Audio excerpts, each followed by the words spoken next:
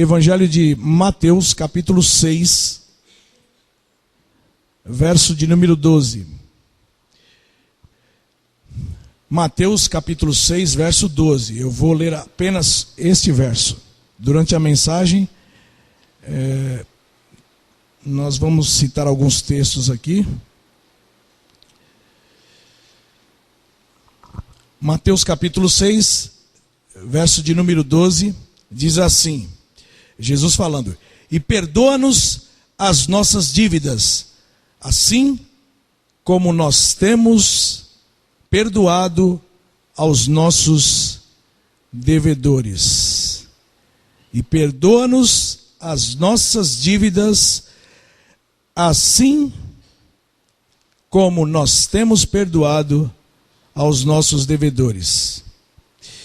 Espírito de Deus, pedimos mais uma vez, Senhor, que o Senhor venha falar ao nosso coração e que essa palavra, Senhor, seja primeiramente para mim, que ela seja aplicada na minha vida, que o Senhor possa estar nesse momento. Eu sei que o Senhor tem poder para agir com transformação na vida de algumas pessoas, das pessoas que necessitam ouvir essa palavra. Nós cremos num Deus que além de tudo é um Deus invencível, um Deus que não se cansa de nos perdoar. Por isso nós cremos na Tua palavra e acreditamos que o Senhor está conosco até a consumação dos séculos. O controle do universo está nas Tuas mãos, o Senhor detém todo o poder, não há inimigo, não há demônio, não há Satanás, não há inimigo nenhum que consiga vencer o Deus Altíssimo, o Deus soberano, o Deus de todos os tempos. O Deus que operou milagres no passado, no Velho Testamento, e é o mesmo Deus que operou milagres no Novo Testamento, e é o mesmo Deus que age hoje nas nossas vidas. Nós acreditamos na Tua palavra, Senhor. Por isso nós pedimos, fala ao nosso coração, em nome de Jesus. Amém. Amém. Hoje eu gostaria de falar com você, baseado nesse versículo que eu li aqui, sobre Deus, o Pai perdoador. Deus, o Pai perdoador. Algumas vezes eu já falei aqui com relação a esse assunto. Eu lembro há muito tempo atrás, quando eu dei algumas aulas na escola dominical, falamos sobre a oração que Jesus nos ensinou, onde está esse versículo que eu acabei de ler. E algumas vezes que eu falei aqui sobre oração, sobre comunhão com Deus, geralmente algumas pessoas têm dúvidas. Surgem algumas dúvidas, e talvez você deve estar pensando aí.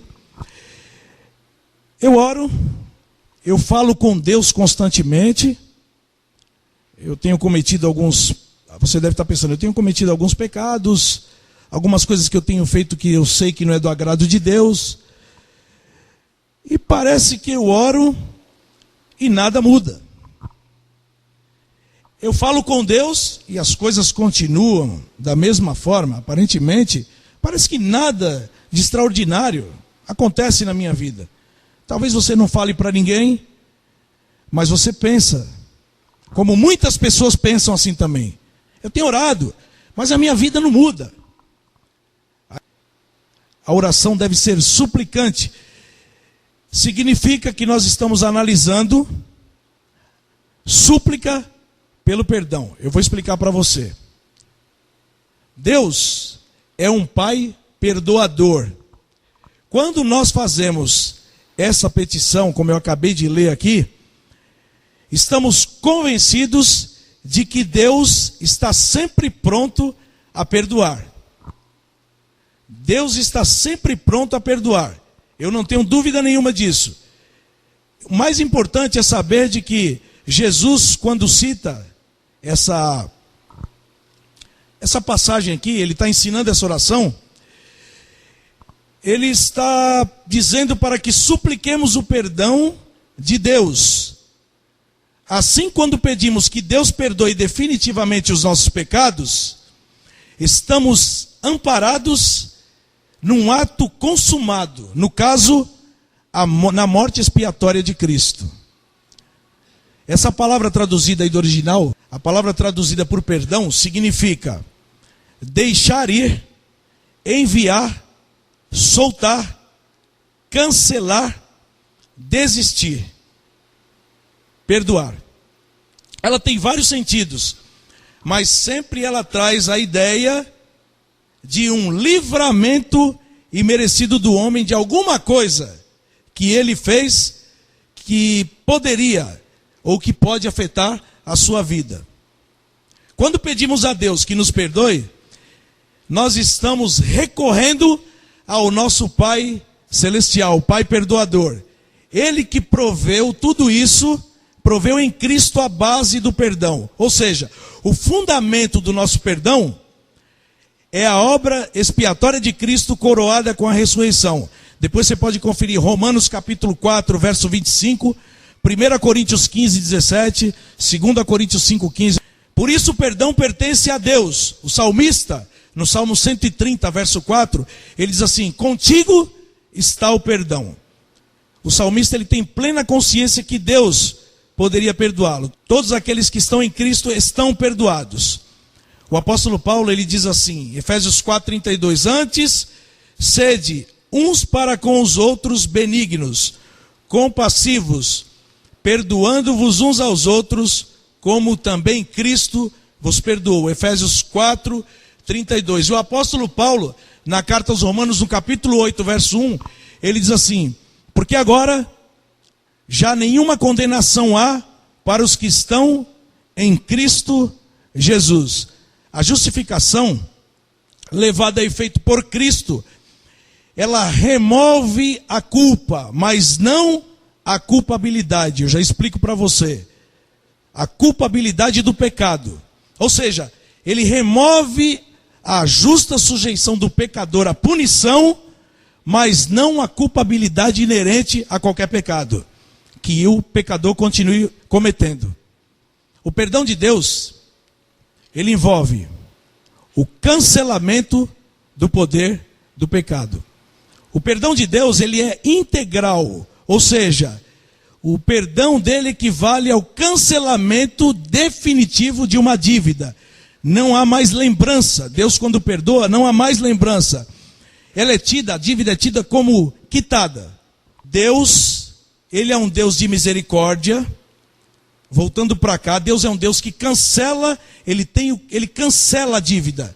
Ele já cancelou, a dívida foi cancelada através de Jesus Cristo. A dívida foi cancelada. Talvez na cabeça de algumas pessoas que estão na igreja há muito tempo, como eu comecei falando aqui no início dessa mensagem, surgem muitas dúvidas, porque eu oro, nada acontece. Eu leio a Bíblia e parece que nada acontece. Quando lê, né? Porque se nós fizermos se nós pudéssemos fazer uma avaliação anonimamente e mandasse a maioria dos crentes, não estou dizendo só de vocês não, mas a maioria dos crentes no geral, muitos não leem a palavra diariamente, não tem comunhão com Deus, não lê e não ora, só busca Deus quando o momento está difícil. Vou dizer no linguajar bem coloquial, quando a casa está literalmente caindo, que aí não há mais solução, aí corre. Aí é pastor, ora por mim, irmão fulano de tal, e irmãos ficam correndo de igreja em igreja aí para ir para a igreja do fogo, que lá o pastor ora e as coisas acontecem. Aí vai na igreja X, que lá tem um poder, tem um homem de Deus. E aí fica correndo para lá e para cá, buscando coisas que não tem nada a ver com a palavra de Deus. E por quê? Porque não tem uma comunhão diária com Deus. Eu vou afirmar para você, se você tiver uma comunhão com Deus, tanto na leitura da palavra, quanto na oração, você fala com Deus através da oração, e você recebe de Deus a resposta através da palavra dele. Quando isso acontece, a sua vida começa a trilhar muito diferente do que talvez muitos aqui tenham trilhado. Está tendo muito problema? Está difícil caminhar? Já pensou em desistir? Já pensou em abandonar? Eu vou sair, eu não aguento mais essa igreja, não aguento mais crente. um bando de falsos. Eu já ouvi isso, de gente que está há muito tempo. Mas por que será, né? Se você perguntar para essas pessoas que afirmam, dão essas afirmações, quantas vezes você lê a Bíblia no ano? Só quando vou à igreja e olhe lá. Em casa eu não tenho tempo. Os meus filhos tomam meu tempo, o meu trabalho toma meu tempo, os meus estudos tomam meu tempo. E aí eu pergunto, você consegue caminhar? Você consegue ter uma vida vitoriosa sem ler a Bíblia? Engano seu. Porque através da palavra de Deus é que nós temos o direcionamento para o nosso trilhar, para a nossa caminhada. Sem isso não adianta nós... você pode, mas eu escuto vários programas, eu ouço FM, eu ouço... Mas vou dizer para você, você pode ouvir diversas pregações como essa que você está ouvindo agora, mas você precisa ter um momento com Deus, você e Deus. Porque Deus vai lhe falar nos momentos em que você está sós com Ele.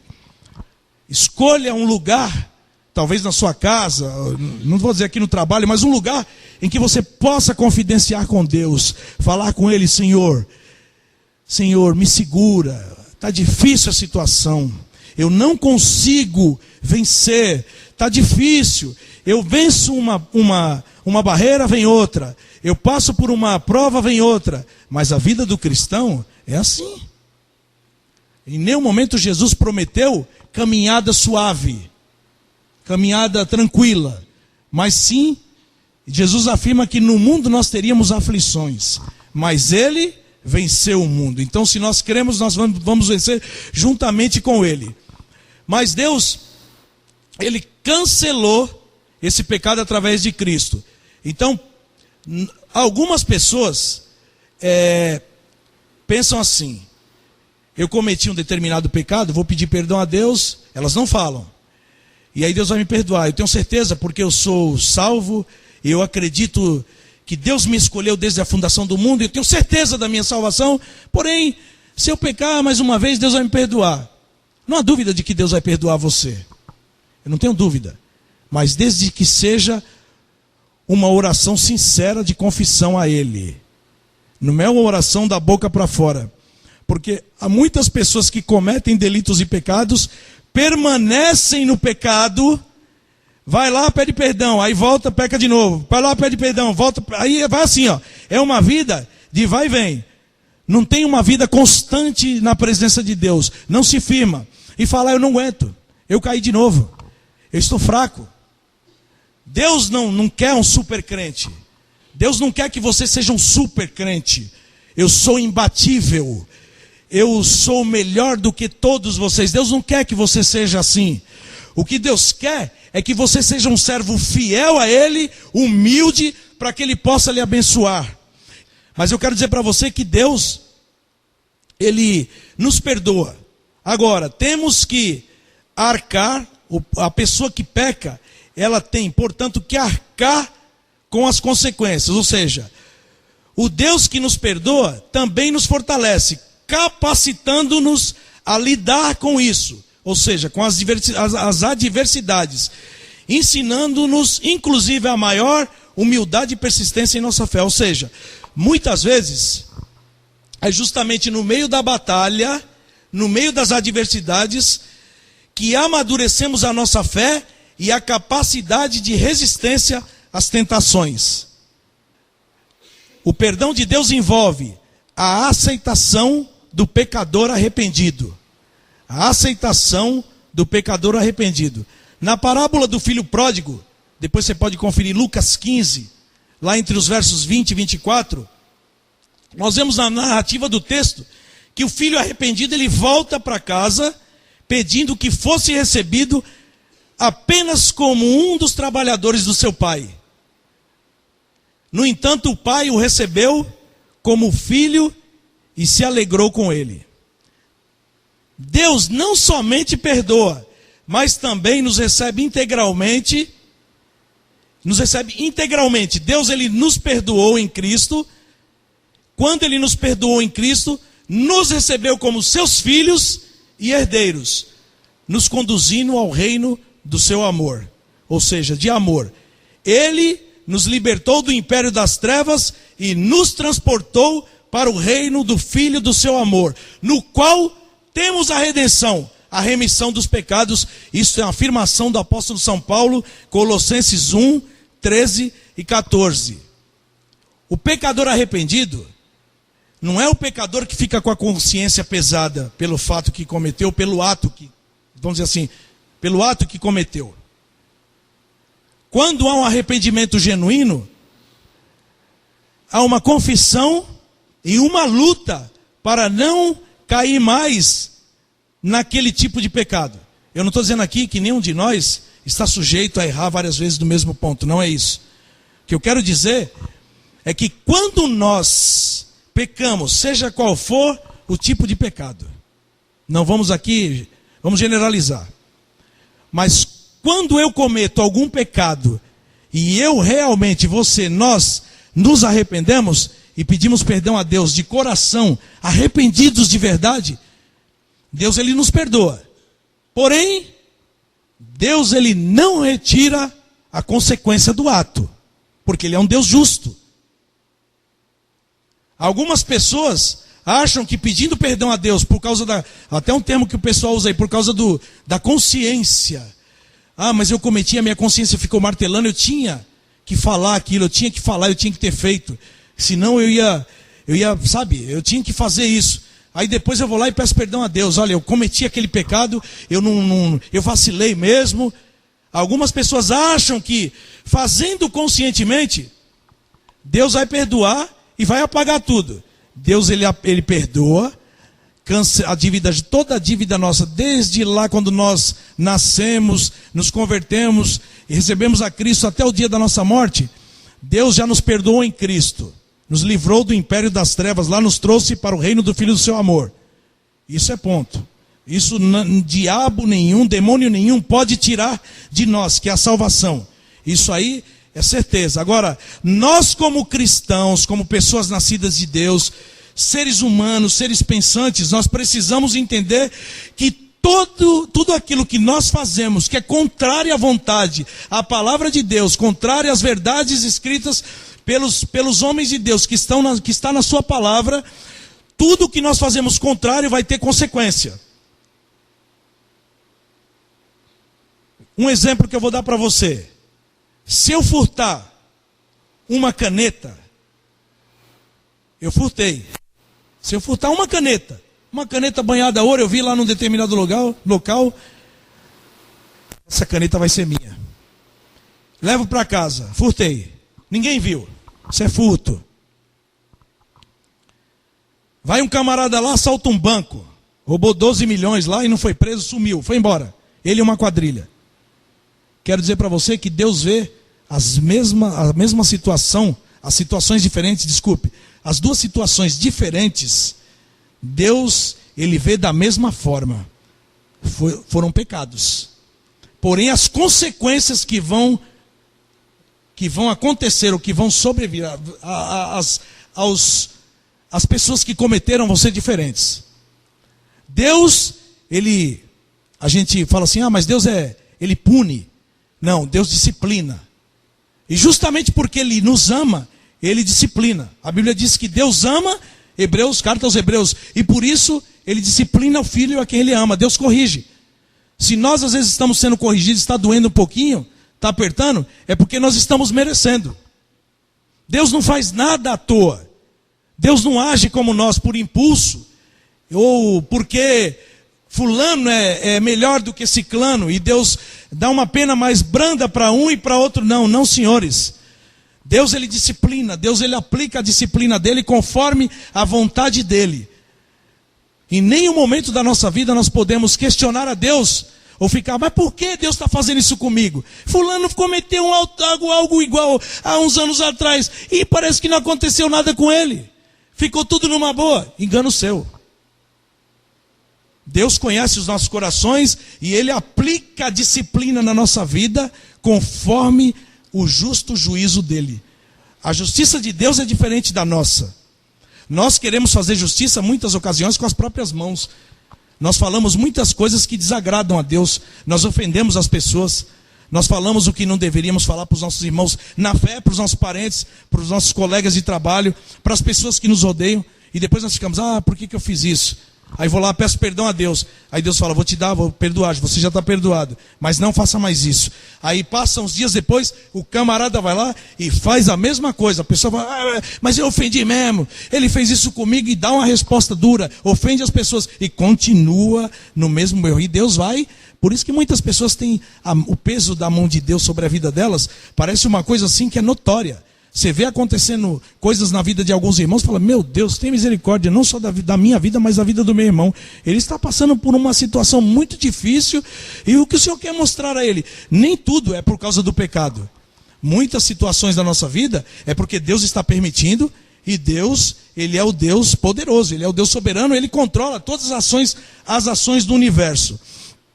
Então, se você, porventura, você tem errado, tem trilhado caminhos errados, tem feito coisas que não têm agradado a Deus, é hora de você parar e falar, Senhor, eu quero me arrepender de verdade, eu quero sair dessa trajetória, eu quero prosseguir para o alvo que é Cristo, e segura na minha mão. E aí vai buscar na palavra de Deus o que Deus quer para a sua vida. Leia a Bíblia. Não deixe de ler a palavra de Deus, leia a Bíblia. Mas ore também, fale com Deus. Conte para Deus as suas dificuldades. Não é contar para o seu irmão do lado. Não estou dizendo que você não tem confidencial ou falar alguma coisa. Fale, mas conte para Deus aquilo que você tem passado. Às vezes nós contamos para um monte de gente que nós temos passado, que estou com uma dificuldade assim, assim, assado, lá no lugar tal, assim com a minha família, e não converso com Deus, não oro. Eu peço oração para um monte de gente, que eu acho que são pessoas espirituais, são pessoas abençoadas por Deus. Mas eu não me ajoelho no meu quarto. Muitas vezes nós fazemos isso. Nós pedimos para as pessoas orarem por nós, porque nós estamos passando por dificuldades, estamos sendo tentados em alguma área, estamos prestes a sucumbir, a cair, mas nós não oramos e falamos, Senhor, segura na minha mão, eu sou teu servo. Por favor, não permita que Satanás, que anda em derredor, venha a me tragar, venha a fazer uma bagunça na minha vida. Não permita isso não, Senhor. Aí Deus fala, sim, eu vou te abençoar, vou te guardar, mas leia a minha palavra, que ela é lâmpada para os teus pés e luz para os teus caminhos.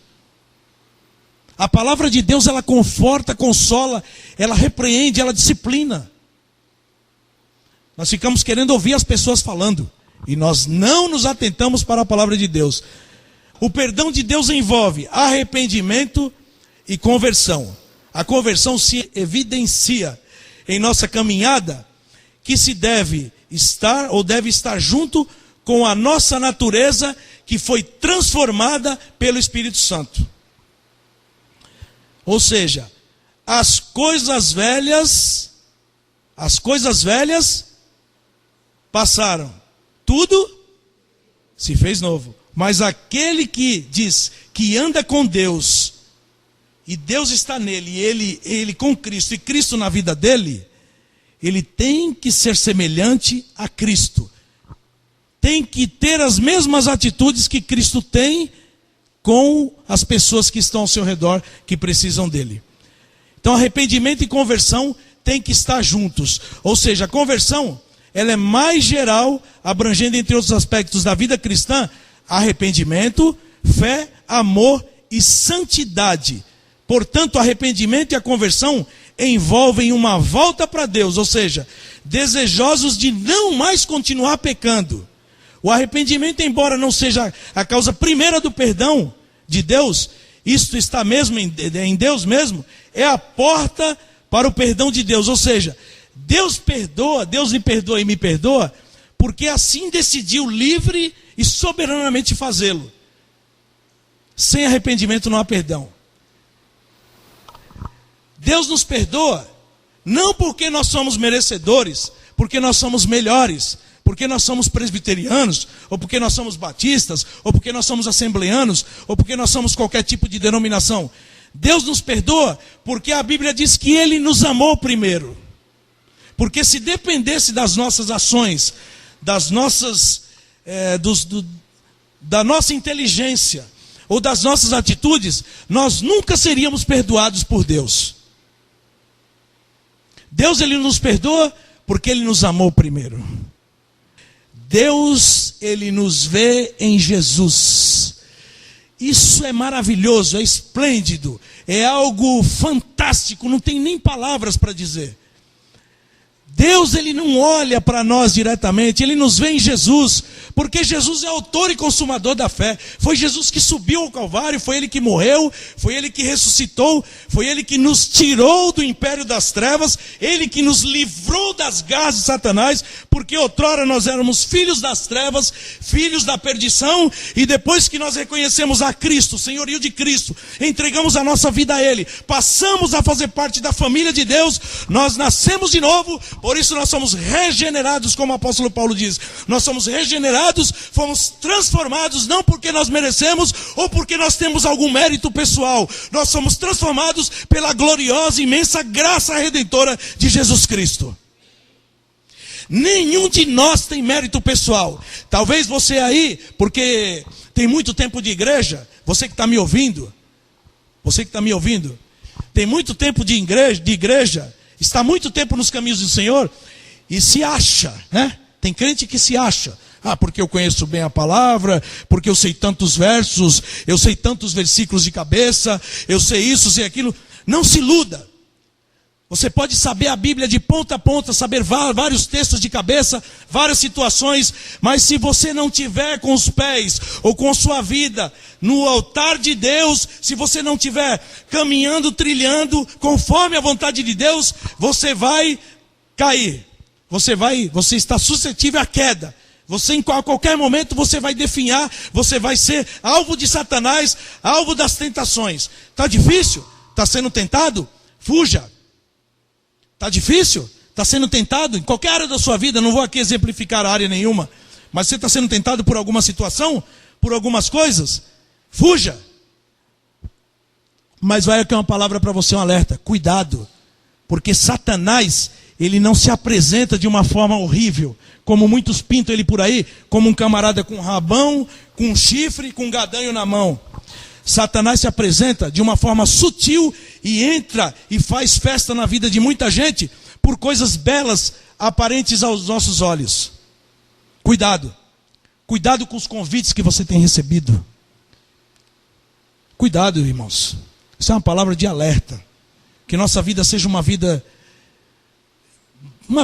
boa, uma vida agradável. Mas para que isso aconteça, nós precisamos ter o temor de Deus na nossa vida.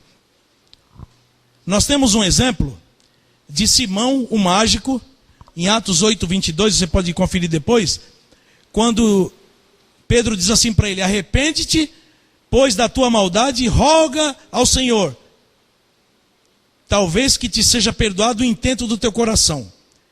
Nós temos um outro exemplo na Bíblia, de Davi. Quando Davi, arrependido pelos seus pecados e consciente do perdão de Deus, ele luta numa outra esfera, ou seja, a pureza interior. Ele sabe que o pecado jaz dentro dele, de si mesmo, o seu coração é mau. O pecado está lá, o coração dele é mau. Por isso ele roga àquele que poderia transformá-lo totalmente. E ele diz assim, Salmo 51, verso 10, ele diz assim: cria em mim, ó Deus, um coração puro.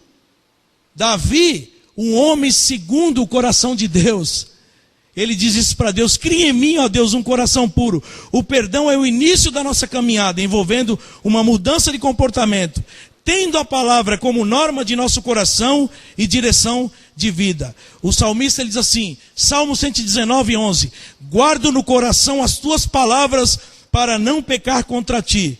E eu já citei aqui o Salmo 119 e 105. Lâmpada para os meus pés é a tua palavra e luz para os meus caminhos. E em último lugar, o perdão de Deus, ele envolve a confissão de nossos pecados. A confissão é o transpirar de uma alma arrependida. Na confissão sincera, temos a certeza que a gestação de nossa paz com Deus é através de Jesus Cristo.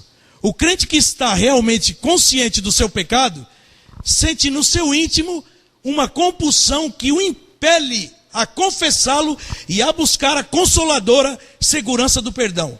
O apóstolo João, no capítulo 1, a carta de João, capítulo 1, verso 9, ele diz assim: se confessarmos os nossos pecados, Ele é fiel e justo para nos perdoar os pecados e nos purificar de toda injustiça. Deus, Ele nos perdoa de todos os nossos pecados. Ele o faz definitivamente. Não há pecado por demais grave ou intenso que não possa ser perdoado por Deus. A obra meritória de Cristo é suficiente para cobrir, apagar o pecado de todos aqueles que sinceramente se arrependem. De todos aqueles que se arrependem sinceramente. Essa é uma palavra para mim e para você. Está difícil a vida cristã? Em nenhum momento Jesus prometeu para você e para mim, e para quem segui-lo, que a vida cristã seria uma vida light, numa boa, como o evangelho da prosperidade que muitos pregam. Que crente não fica doente, que crente não pode passar fome. Eu sou filho, já ouvi essa frase, né? Eu sou filho do rei. Deus é o dono da prata e do ouro.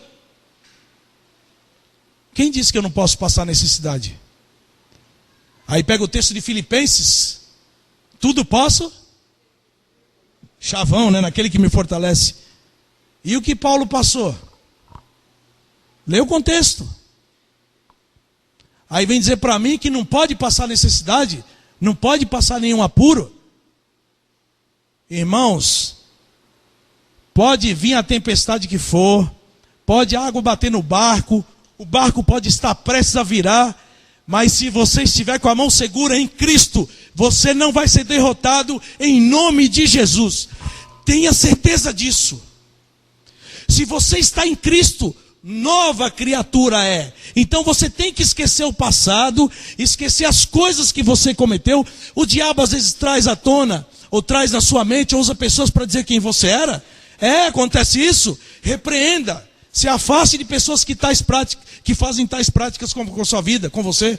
Tem pessoas que às vezes são usadas pelo inimigo, e é aí que entra a sabedoria de Deus que está em nós. Por isso que nós temos que pedir sabedoria que vem do alto, porque Deus dá de graça e não cobra nada. Está sendo tentado? Está passando por dificuldade? Está difícil continuar a vida cristã? Já pensou em abandonar? Pensou em mudar de igreja? O problema está em você mesmo. O problema não está na igreja, nem no pastor, e nem na liderança. O problema está em você. Porque o mesmo problema que está em você aqui, você vai para a igreja C, para a igreja D, você vai carregar juntamente com você. E lá, aparentemente, as coisas boas que você vai ver que não viu na igreja onde você está, você vai ver outras coisas que você vai ficar dizendo: mas por que, Deus? Lá não era assim. Então, conserte-se com Deus. Largue, abandone o pecado. Abandone o pecado. Essa é uma palavra de Deus para você e para mim. Abandone o pecado. Largue. Se está praticando, está fazendo coisas que Deus não se agrada, abandone. Vícios, ídolos. Ídolos não é só estátuas, coisas que nós vemos. Nós fazemos pessoas, às vezes das pessoas nossos ídolos. Nós admiramos atores de televisão, nós achamos pessoas magníficas. Nós às vezes cultuamos a deuses que não tem nada a ver com Deus, o Deus Altíssimo. Nós às vezes falamos coisas que não agradam a Deus. Nós amamos mais o nosso time de futebol do que a Deus. Isso é um perigo. Cuidado. Você tem feito isso? Ah, minha paixão é o Corinthians. A minha paixão é o Santos. A minha paixão é o Barcelona. Ah, é? Foi o Corinthians que morreu na cruz por você? Foi o Corinthians que deu a vida por você? Então se mate pelo Corinthians, que eles estão ganhando milhões lá. E se você não se arrepender e nascer de novo, você vai para o inferno. Com Corinthians, sem Corinthians, se não se arrepender, é assim. Tem que nascer de novo. Nós achamos, mas não é bem assim, é? Precisamos ter convicção daquilo que nós pregamos, daquilo que nós acreditamos. E para encerrar, as Escrituras declaram: Ele é quem perdoa todas as tuas iniquidades, quem sara as tuas enfermidades. Salmo 103, verso 3. E tem mais aqui, ó. E eu mesmo Sou o que apago as tuas transgressões por amor de mim, e dos teus pecados não me lembro. Isso é a palavra de Deus para mim e para você.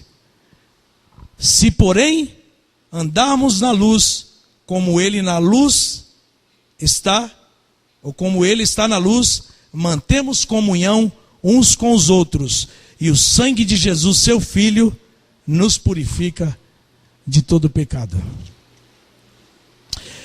Eu não sei se essa palavra foi para você, ela foi para mim. Em primeiro lugar, ela se aplica na minha vida. Eu não sou melhor do que você. Talvez eu seja até pior do que você, imagina. Eu tenho minhas dificuldades, tenho as minhas deficiências, erro constantemente, mas sempre estou pedindo para que Deus segure na minha mão para que eu não venha cair. E essa é a nossa oração. Senhor, segura na minha mão. Eu não quero cair, eu não quero tombar, eu não quero ficar prostrado.